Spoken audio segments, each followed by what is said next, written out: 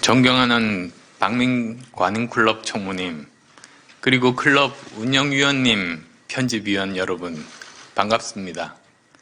국민의당 대통령 후보 안철수입니다. 2016년 이후에 이번까지 5번째 토론회입니다. 거의 매년 초청을 해주시게 된 것을 큰 영광으로 생각합니다.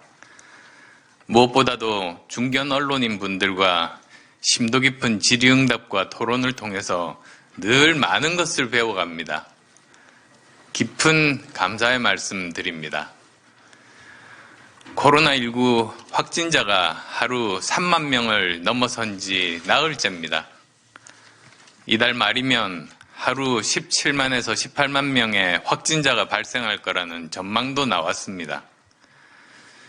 치명률이 낮아서 다행이라고 생각하는 분들도 계시겠지만 오미크론 변이가 절대 감기 수준이 아니라는 전문가들의 견해에 우리는 더 많은 귀를 기울이고 조심해야 할 때입니다.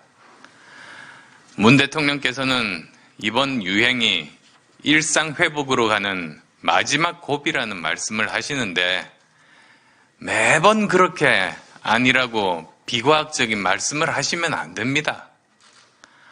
판단은 질병관리청 그리고 보건의료 전문가들과 과학자들의 몫입니다.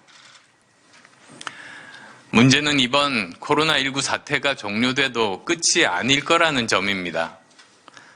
노무현 대통령 때 사스, 그 다음 대통령인 이명박 대통령 때 신종플루, 그 다음 대통령인 박근혜 대통령 때 메르스, 그리고 지금 문재인 대통령 때 코로나19, 그리고 지금도 현재 진행형입니다.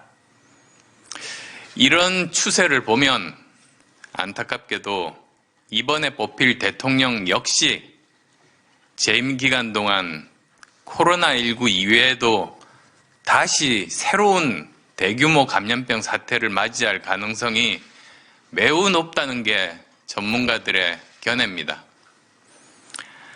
대규모 감염병은 사람의 목숨뿐만 아니라 경기 악화와 심각한 재정 문제를 가져옵니다.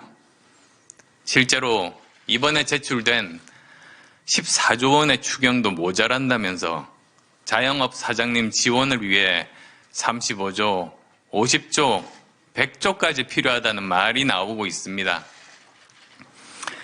이제 대규모 감염병에 대한 방역은 보건이나 의료의 영역을 넘어 경제와 민생 문제가 된 겁니다. 방역 문제가 먹고 사는 경제 문제고 방역 리더십이 경제 리더십이고 방역 대통령이 경제 대통령인 시대가 된 겁니다. 당연히 다음 정부에서 대한민국을 이끄는 리더십은 과학 방역을 통해 감염병을 물리치고 경제를 살리는 과학적 리더십이어야 합니다. 지금 빛의 속도로 바뀌는 세상에서 20세기 낡은 리더십으로는 전환기의 새로운 위기들에 제대로 대응해 나갈 수 없습니다.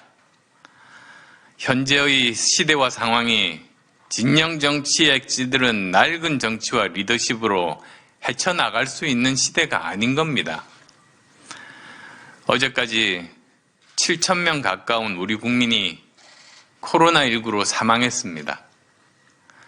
그보다 몇백 배나 많은 수백만 명의 국민들이 경제적 사망 위기에 내몰리고 있습니다. 그렇게 이번 정권 교체는 닥치고 정권 교체가 되어서는 안 됩니다. 더 좋은 대한민국을 만들 수 있는 더 좋은 정권 교체가 되는 것이 중요합니다. 국민의 죽음을 방치하고 경제를 고사 상태로 만든 무책임하고 무능한 비과학적인 리더십을 국민을 살리고 경제를 살리는 과학적 리더십으로 바꾸는 것이어야 합니다. 과학적 지식이 있어야 사람을 살릴 수 있습니다. 사람을 살리는 사람이 경제도 살릴 수 있습니다. 현대사회의 리더가 꼭 과학 기술자일 필요는 없습니다. 그렇지만 적어도 전문가들에게 정확하게 질문하고 답변을 이해할 수 있는 교양과 기초 지식 그리고 글로벌 감각을 가지는 것이 필요한 이유입니다. 오늘 중견 언론인 분들과의 대화를 통해 더 깊은 세상을 배우고 저도 평소 고민하던 생각을 말씀드리는 귀중한 기회로 삼겠습니다. 고맙습니다.